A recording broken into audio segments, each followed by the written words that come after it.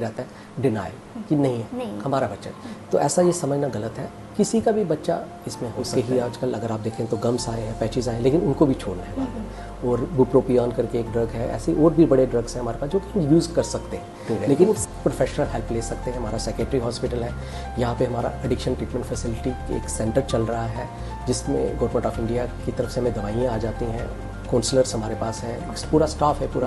Physical withdrawal symptoms इतने नहीं आते हैं तो लेकिन फिर भी क्रेविंग है। कई बार आदमी कहता है कि नहीं मैं नहीं छोड़ पा रहा हूँ, तो उसके लिए हमारे पास दवाइयाँ हैं। उसका फिर मन नहीं करता वो छोड़ने का, और वो अपनी लाइफ उस तरह से डिपेंडेंस बनाना शुरू कर देता है। मैं वॉशरूम नहीं जा सकता जब तक मैं सिगरेट नहीं पीऊँ। सिगरेट पे ये देखा गया कि अगर आप सिगरेट छोड़ना चाहें तो जैसे अल्कोहल पे छोड़ने पे बड़ी तकलीफ होती है इंसान को, उसको फिजिकल विड्रॉल्स आते हैं, उसकी बॉडी विड्रॉल शो करती है। ओपियाइड्स में उससे भी ज़्यादा आते हैं। सिगरेट में फिजिकल विड्रॉल्स इतने नहीं। के बाद कि ज़्यादातर को तो ये लगता है कि हाँ हम शौकिया तौर पे ले रहे हैं, इसका शायद मुझे कोई नुकसान नहीं होगा क्योंकि मैं तो इतना सिगरेट नहीं पीता हूँ, क्योंकि उन्होंने अपनी क्वान्टिटी अपने हिसाब से बनाई है। कोई 10। हेलो फ्रेंड्स, दोस्तों आप लोगों ने नोटिस किया होगा हर वो व्यक्ति जो तंबाकू पान जर्दे का सेवन करता है वो समझता है कि यह उसकी सेहत के लिए हानिकारक है, लेकिन फिर भी वो इसका सेवन करता है। क्या होता है इसका कारण?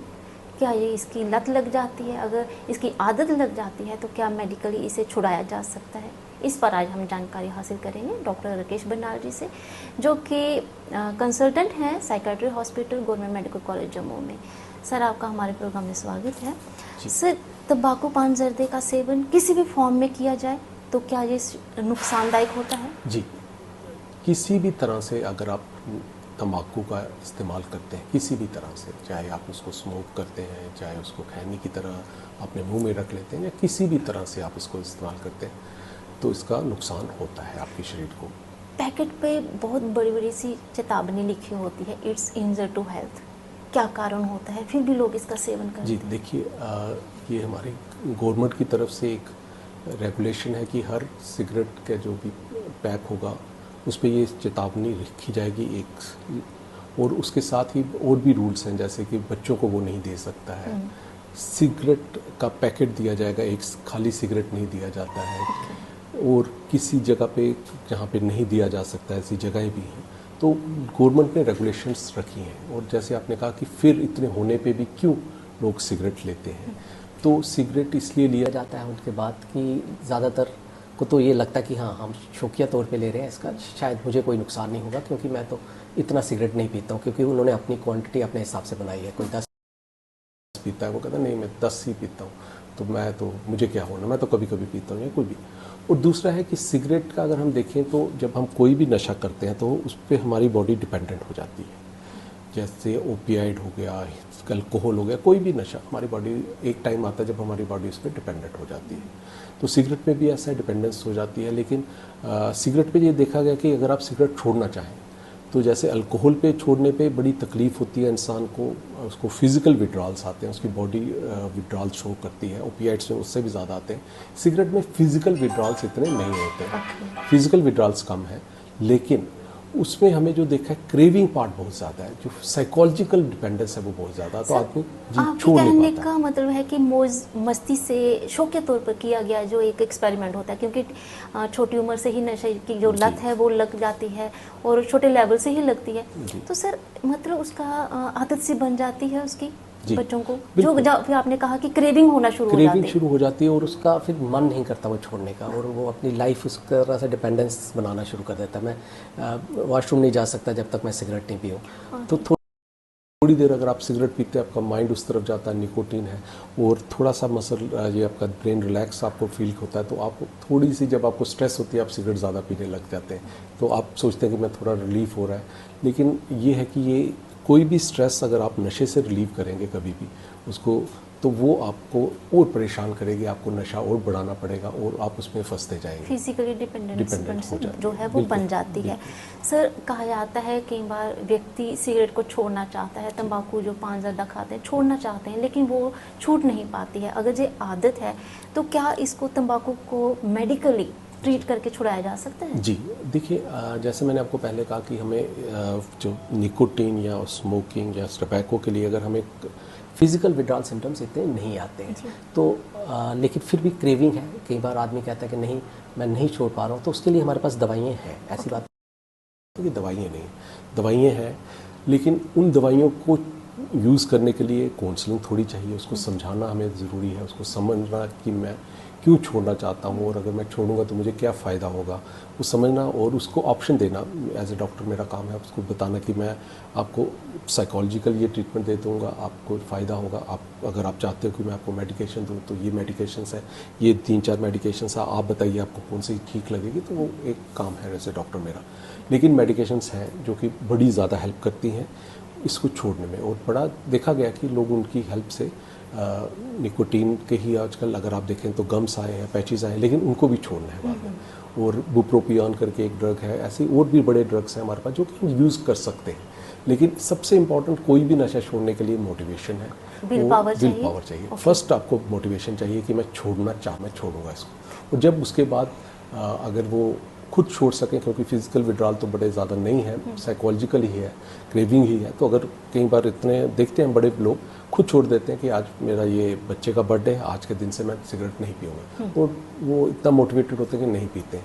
और कुछ को लगता है नहीं मैं छोड़ना चाहता था लेकिन छूट नहीं रहे, तो वो प्रोफेशनल हेल्प ले सकते हैं। हमारा साइकेट्री हॉस्पिटल है, यहाँ पे हमारा एडिक्शन ट्रीटमेंट फैसिलिटी एक सेंटर चल रहा है जिसमें गवर्नमेंट ऑफ इंडिया की तरफ से हमें दवाइयाँ आ जाती हैं, काउंसलर्स हमारे पास हैं, पूरा स्टाफ है, पूरा सेंटर चल रहा है जिसमें वो आ सकते हैं, उनको दवाइयाँ भी दी जाएंगी अगर ज़रूरत पड़े, और काउंसलर हमारे पास हैं जो उनकी काउंसलिंग करेंगे तो छोड़ा जा सकता है। प्रोफेशनल हेल्प लेंगे तो आपको ज़रूर फ़ायदा होगा। कहीं ना कहीं साइकेट्री हॉस्पिटल में बहुत प्रयास किए जा रहे हैं कि इस चीज़ को छोड़ा जाए।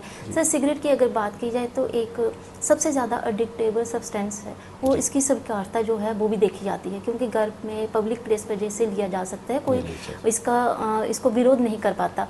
तो सर, जागरूकता होनी चाहिए पेरेंट्स को भी कि अगर बच्चे में कुछ लक्षण देखते हैं तो वो साइकेट्री हॉस्पिटल में आए। देखिए, जब भी किसी पेरेंट को ये कहा जाता है, जैसे कोई देख लेगा तो आपका बच्चा सिगरेट पी रहा है, पहले तो पेरेंट्स का ये रहता है डिनायल कि नहीं हमारा बच्चा, तो ऐसा ये समझना गलत है। किसी का भी बच्चा इसमें हो सकता है, बड़ा भी हो सकता है, बच्चे भी हो सकते हैं, कोई भी नशे में पड़ सकता है। तो ये समझना पहले बड़ा ज़रूरी है पेरेंट्स को कि हाँ हमारा बच्चा भी हो सकता है, पहले एक्सेप्ट करिए, और उसके बाद आप देखिए सिम्टम्स देखिए। ज़्यादातर अगर आप देखें कोई भी बच्चा जो नशा करता है, बड़ी सारी चेंजेस उसकी लाइफ में आ जाती हैं। अगर आप फिज़िकल सिम्टम देखें तो आप देखेंगे शायद उनको स्ट्रेनिंग उसके हाथ के अराउंड हो रही है, माउथ के अराउंड हो रही है, उतने अच्छे कपड़े नहीं डाल रहा जितने पहले डाल रहा था, पहले घर वालों के साथ बैठ के खाना खा रहा था, सब कर रहा, अब अकेला अकेला रहने लगा है।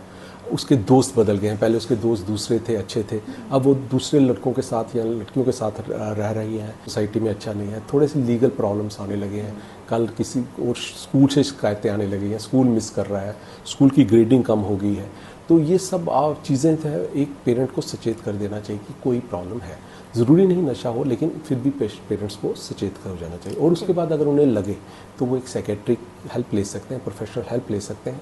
उसके आगे साइकेट्रिस्ट का काम है कि वो कैसे पता करेगा कि वो नशे कर रहे हैं कि नहीं कर रहे, और अगर नशा नहीं कर रहा फिर उसके चेंज इन बिहेवियर का कारण क्या है। बच्चों को यहाँ पर रोकना बहुत इंपॉर्टेंट है, क्योंकि कहा जाता है जो नशा होता है वो छोटे लेवल से शुरू होता है, छोटी उम्र से ही शुरू होता है, और गेटवे ऑफ अदर ड्रग्स जो है वो बन जाता है। गेटवे ड्रग्स रहते हैं, जैसे अल्कोहल हो गया हमारा, जैसे ये स्मोकिंग हो गया, टबैको हो गया, ये गेटवे ड्रग्स हैं, वो ड्रग्स हैं जो कि लीगली अवेलेबल है। अगर आप लेना चाहें, आपकी उम्र 18 से ऊपर है, आप किसी भी दुकान पे जाके सिगरेट ले सकते हैं, अल्कोहल ले सकते हैं, तो गेटवे ड्रग है। तो स्टार्ट होता है, बच्चा भी कहता है कि ठीक है मैं एक सिगरेट पीता हूँ, 2 पीता हूँ, इससे क्या मुझे नुकसान होगा, लेकिन एक दिन आता है वो अल्कोहल भी लेने लगता है, फिर एक दिन आता है उसके दोस्त को प्रेशराइज करते हैं, कैनबिस भांग ले एक बार, इसने क्या सिगरेट में डाल के लेना, और करते करते वो ओपियाइड लेना, जो उसको आज चिट्टा कह रहे हैं, उसकी तरफ चले जाता है, और फिर इंजेक्टेबल लेना शुरू कर देता है, चिट्टा वगैरह। तो इससे अगर आप देखें तो ये गेटवे ड्रग, गेट खुल जाता है, हाँ बिल्कुल गेट खुल जाता है, जो हिम्मत बढ़ जाती है, जो लीगली अवेलेबल ड्रग्स हैं वही शुरुआत होते हैं। ज़्यादातर ऐसा ज़्यादा बड़ा कम होगा कि कोई पेशेंट आए सीधा मैं इंजेक्शन से ही स्टार्ट किया, तो वो गेट पे वो ड्रग से छोटे लेवल ड्रग से से स्टार्ट स्टार्ट होता किए है। थे और फिर उसके बाद रुका नहीं सर जाता। जैसे आपने कहा कि एक लीगल जहर है, धीमा जहर है जो इजीली मिल जाता है, हर किसी को मिल सकता है, सस्ते में मिल जाता है, तो लेकिन कहीं ना कहीं जागरूक होना होगा पेरेंट्स को, बच्चों को, और समाज में, सोसाइटी में जागरूकता होनी चाहिए कि अगर कोई दिखता है तो उसे रोका जाए, यहीं पे स्टॉप कीजिए। सर आपने कीमती समय हमारे साथ शेयर किया, आपका बहुत बहुत शुक्रिया। तो दोस्तों डॉक्टर साहब बता रहे थे कि एक सिगरेट जो होती है वो ज़िंदगी के 11 मिनट कम कर देती है। बच्चों को यहीं से रोकना होगा क्योंकि ये दूसरे ड्रग्स की तरफ बच्चों को ले जाता है। इस प्रोग्राम में इतने ही, अगले अंक में फिर हाजिर होंगे।